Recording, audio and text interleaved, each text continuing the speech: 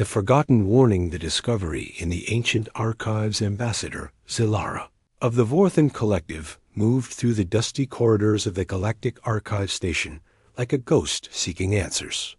Her 4 arms worked efficiently, pulling data, crystals from shells that had not been disturbed in decades.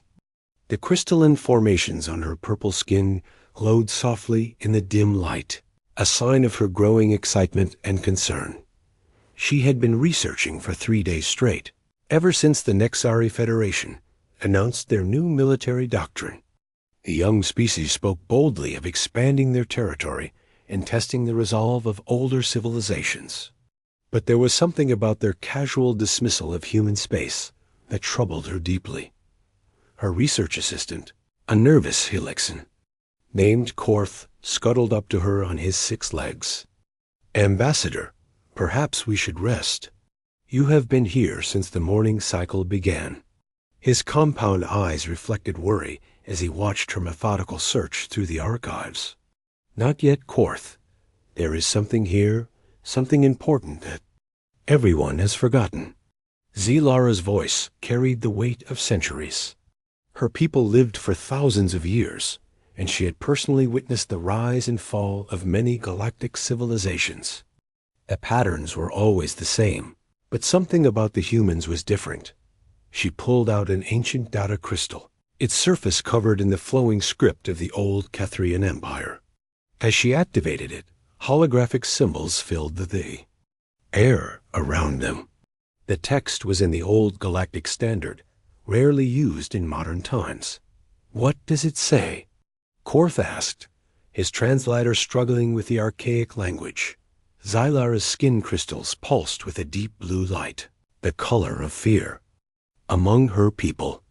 It is a warning, written in the final days of the Kethrian Empire. Listen to these words. Let it be known to all who come after us that we have learned the most terrible truth in the galaxy. The humans appear weak, scattered across only a few worlds. They speak of peace and cooperation, but never, never harm their children. For their guardians know no mercy, and their love burns hotter than 1,000 suns." The hologram shifted, showing star charts and battle formations. Korth leaned closer, his many eyes trying to make sense of the tactical displays. "This is from the Kethrian archives? But the Kethrians vanished centuries ago. No one knows what happened to them." "That is exactly the point, my friend. They did not vanish. They were erased." Zilara's voice dropped to a whisper. "And the humans did. The ancient war remembered. The data crystal continued to unfold its secrets, revealing the true history that had been carefully buried by the surviving galactic powers. 500 years ago, the Kethrian Empire had been the dominant force in this sector of the galaxy. They controlled over 200 star systems and commanded fleets that numbered in the tens of thousands. The Kethrians were reptilian humanoids, cold-blooded in both biology and temperament. They viewed emotion as weakness and had built their empire on the principle of absolute logical domination. When they first encountered humanity, they saw a species that was too emotional, too scattered, too weak to pose any real threat. Zilara accessed the next section of the archive, and the hologram showed the human colony of Brighthaven. It was a beautiful world, covered in golden grasslands and crystal blue oceans. The colonists had built their cities to blend with the natural landscape, creating a harmony between technology and nature that impressed even the cold Kethrians. The humans had been in space for only 300 years, Zilara explained as she read from the ancient records. They had maybe 50 worlds, scattered across a small region of space. Their military was tiny compared to the great powers of the day. The Kethrians decided to make an example of them. The hologram shifted to show the attack on Brighthaven. Kethrian warships descended from the sky like metal thunder, their weapon systems charging with deadly energy. The human defenders put up a brave fight, but they were vastly outnumbered. Their small defense fleet was destroyed within hours, but the Kethrians did not stop with military targets. The archive showed the systematic destruction of civilian areas, the bombing of schools and hospitals, the cold execution of refugees trying to escape. When the slaughter was over, 15,000 humans lay dead, including 3,000 children. Korth's compound eyes dilated with horror. They killed children? But that violates every civilized law of warfare. The Ketherians believed it would break human morale, Zilara said grimly. They thought that by showing such brutality, they could force humanity to surrender without further resistance. They were wrong. The Silent War Begins, the next section of the archive, showed what happened after news of the Brighthaven massacre reached Earth. For 2 weeks, human space went completely silent. No ships moved, no communications were sent, no diplomatic channels remained open. The galaxy assumed that humanity had been shocked into submission. The Ketherian High Command was pleased with their success. They sent messages throughout the galaxy, proclaiming their victory and warning other species about the fate of those who opposed the Empire. They expected congratulations and perhaps even new alliances with impressed civilizations. Instead, they got silence. The first sign that something was wrong came when Ketherian deep space monitoring stations began reporting unusual readings. Ships were moving in the void between stars, but they were not using normal propulsion systems. They moved like ghosts, invisible to most sensors, detectable only by their gravitational wake. The humans had been building in secret, Zilara read from the archive. While the galaxy saw them as peaceful farmers and merchants, they had been preparing for war. Every human colony had hidden shipyards. Every human freighter could be converted into a warship. Every human civilian was trained in military tactics. The hologram showed the human fleet as it emerged from the darkness. It was not the small, scattered force that everyone expected. It was a war machine unlike anything the galaxy had ever seen. Thousands of ships moved in perfect coordination, their hulls black as the void, their weapons systems glowing with contained fury.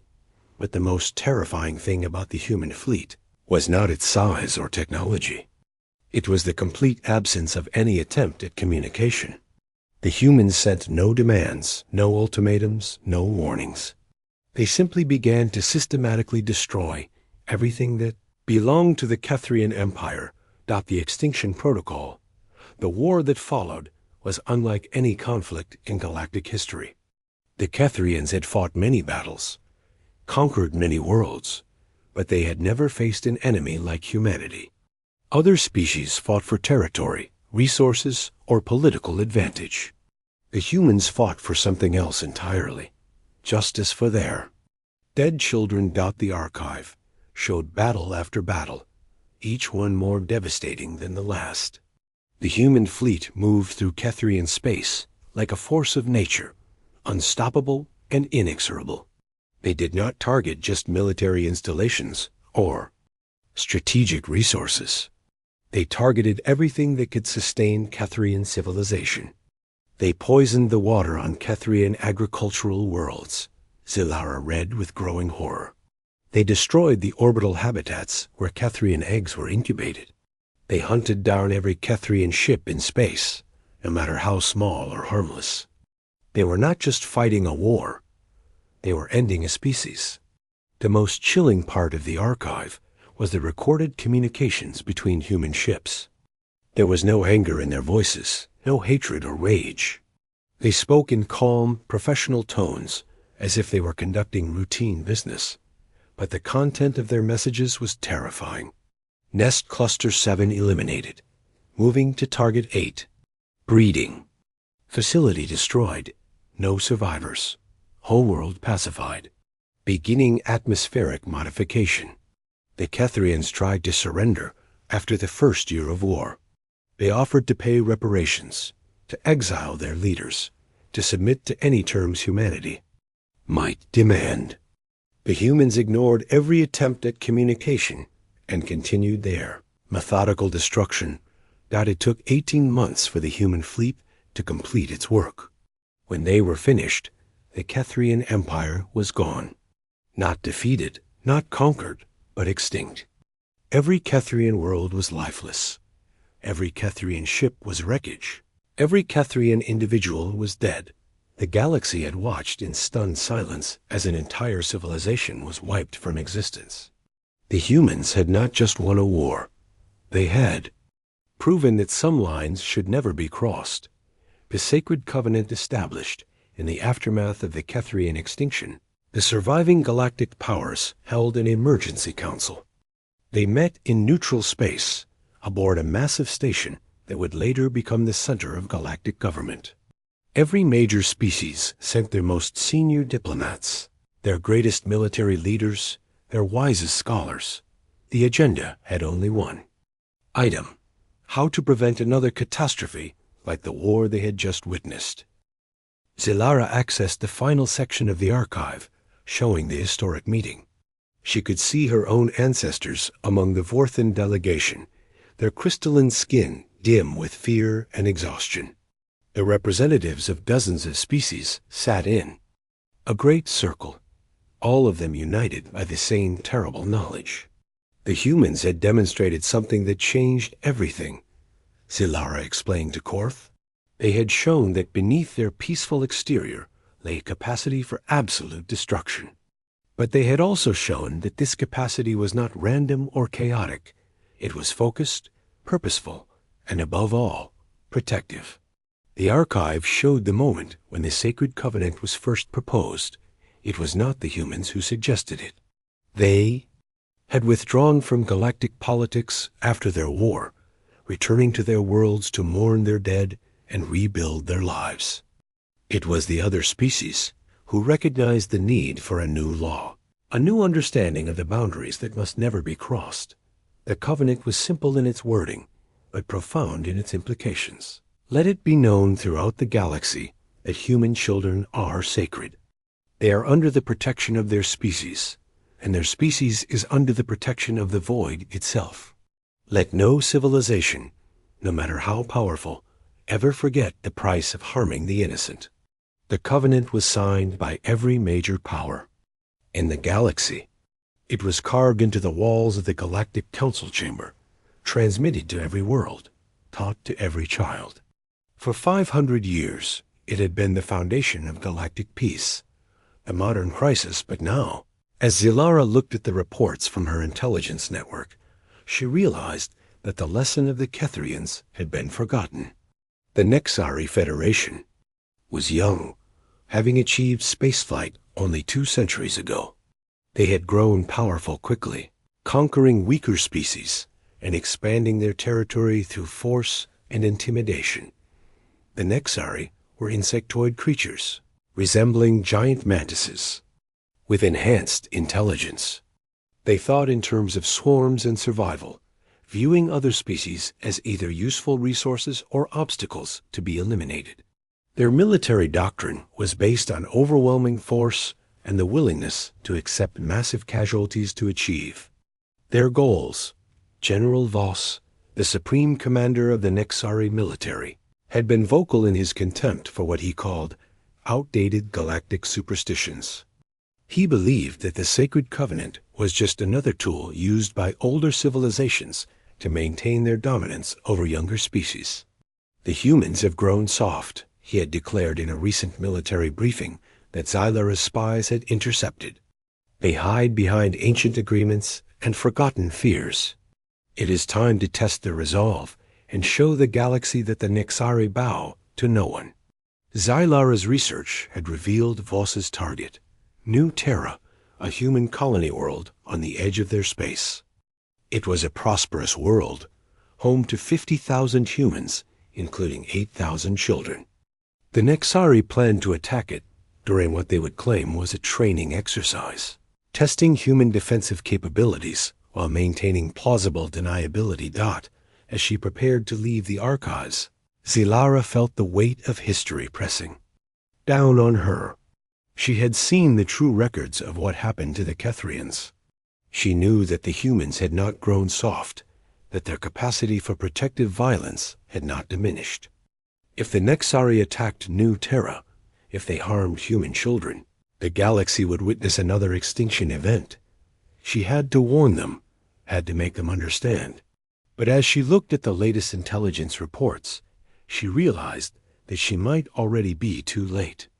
The Nexari fleet was already moving toward New Terra, and General Voss was determined to write his name in history.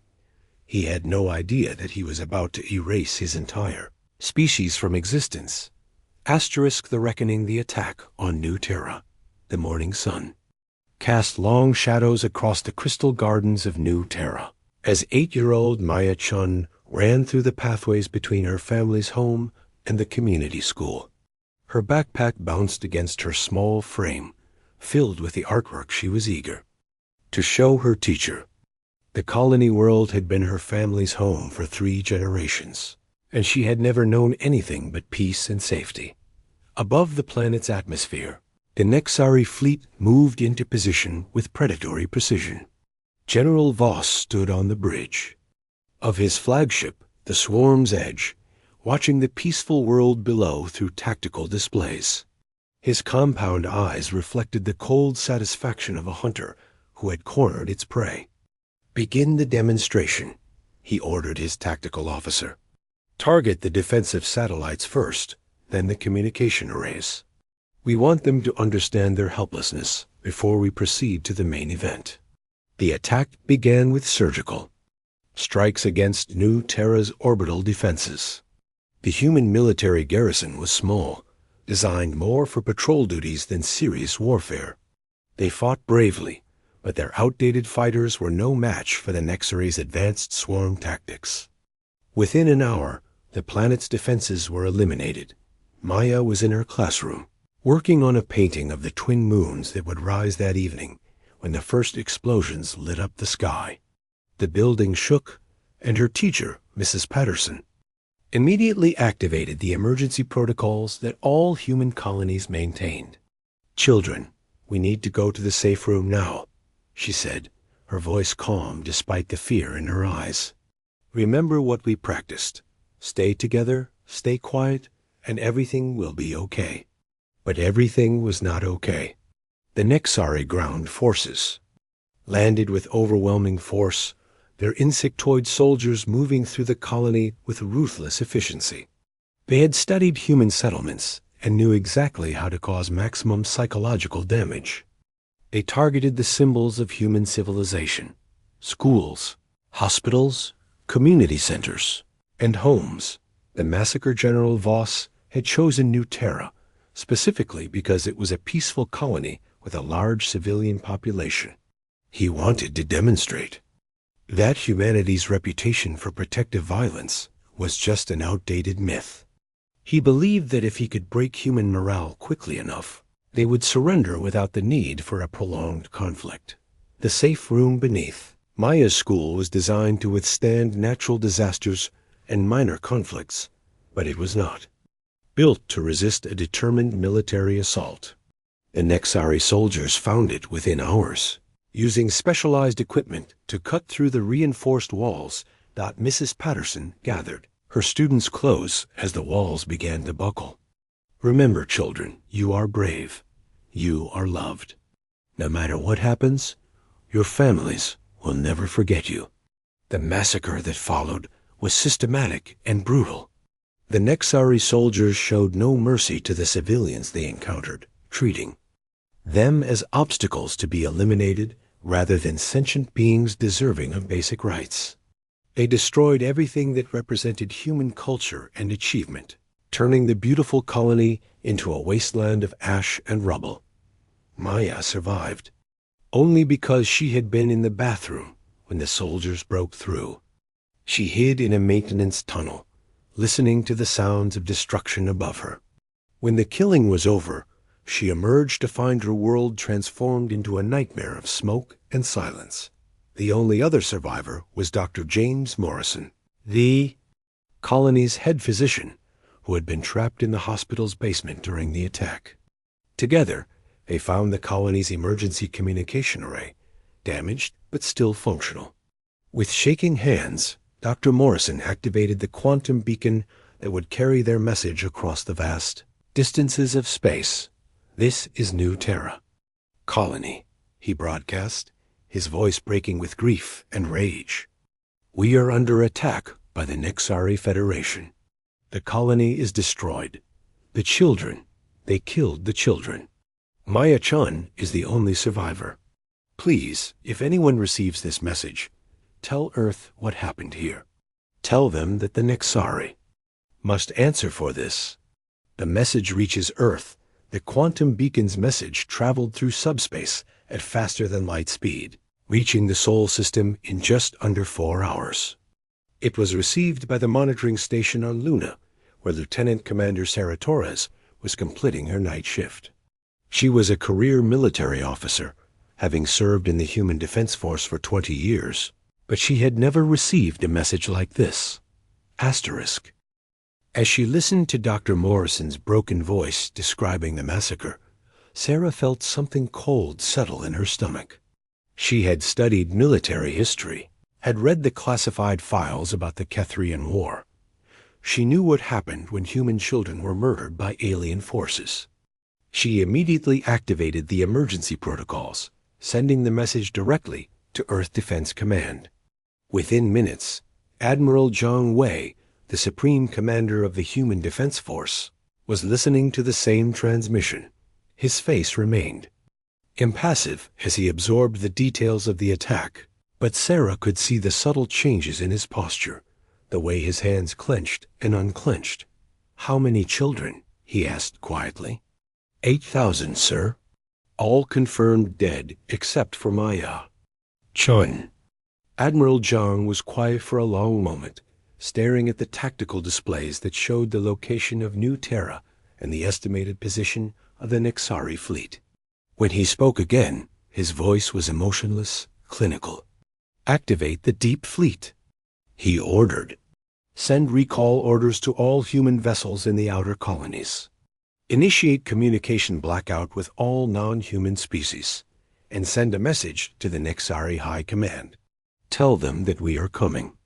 The awakening what the galaxy did not know was that humanity had never truly disarmed after the Kethrian War. The lesson of Brighthaven had been learned too well to ever be forgotten. Hidden in the deep space between stars, in the cold darkness, where no sensors could detect them, the human military had maintained a secret fleet. The Deep Fleet was not just a collection of warships. It was a carefully designed instrument of absolute warfare, built with one purpose: to ensure that no species would ever again make the mistake of harming human children. The ships had been upgraded continuously over the centuries, incorporating new technologies and tactical innovations. Admiral Zhang stood in the command center of the UES Retribution, the flagship of the Deep Fleet. Around him, holographic displays showed the gradual awakening of humanity's sleeping war machine. Ships that had drifted in hibernation for decades were powering up their systems, their crews emerging from cryogenic sleep to take their positions. "Status report," Zhang ordered. 100,000 vessels responding to recall orders, reported his tactical officer. All systems showing green. The fleet will be ready to move within 18 hours. And the Nexari? Intelligence reports that General Voss has withdrawn his forces to the Nexari home system. He appears to be preparing for a defensive action. Zhang nodded slowly. The Nexari thought that they could hide behind their planetary defenses, that they could force humanity into a costly siege. They did not understand that humanity was not interested in conquest or occupation. They were interested in justice. The judgment, the human Deep Fleet emerged from the void like a force of nature, their black holes absorbing light and radar signals alike. They moved in perfect formation, 100,000 vessels operating as a single organism. There was no communication between the ships, no need for coordination. They had trained for this moment for 500 years. The Nexari homeworld of Voshtar was a fortress world, surrounded by massive defensive platforms and protected by the largest military fleet in Nexari history. General Voss had recalled every ship, every soldier, every weapon his species possessed. He was confident that even the legendary human military could not break through his defenses. He was wrong. The human fleet did not attack the Nexari defenses. Instead, they simply surrounded the system and waited. For 3 days, the two forces faced each other across the void, the tension building with each passing hour. The Nexari. Soldiers began to wonder why the humans were not attacking. On the 4th day, they found out. The attack, when it came, was unlike anything in military history. The human ships did not fire conventional weapons. Instead, they released clouds of microscopic machines, so small that they could not be detected by normal sensors. These machines were designed for one purpose: to seek out and neutralize Nexari genetic material. The plague that followed was swift and terrible. It did not kill the adult Nexari, but it ensured that they would never reproduce again. Every egg that was laid would fail to hatch. Every larva that was born would die within hours. The Nexari. Species would survive for 1 generation, and then they would be extinct. General Voss screamed his defiance over the communication channels, promising that his people would fight to the last individual. But his words were empty. The human deep fleet had already accomplished its mission. The Nexari military could fight. All they wanted, but they were fighting for nothing more than the right to be the last of their kind. The Covenant renewed. The destruction of the Nexari Federation sent shockwaves throughout the galaxy. Ambassador Zilara stood in the council chamber of the Galactic Senate, watching as species after species reaffirmed their commitment to the sacred covenant. The lesson of the Kethrians had been taught once again, and this time it would not be forgotten. The young Maya Chun, now the sole survivor of New Terra, was brought to Earth to live with her extended family. She would grow up carrying the memory of what had happened to her world, a living reminder of the price of crossing humanity's most sacred boundary. Admiral Zhang stood at the viewport of his flagship, watching as the human fleet dispersed back to their hidden positions in deep space. The war was over, but the vigil would continue. As long as humanity existed, as long as there were human children to protect, the deep fleet would watch and wait. The galaxy had learned its lesson once again. The sacred covenant was not just a treaty or a diplomatic agreement. It was a promise, written in the blood of extinct species and enforced by the protective fury of humanity itself. Never harm a human child. The price of forgetting this simple rule was extinction, and the galaxy would not forget again. Asterisk.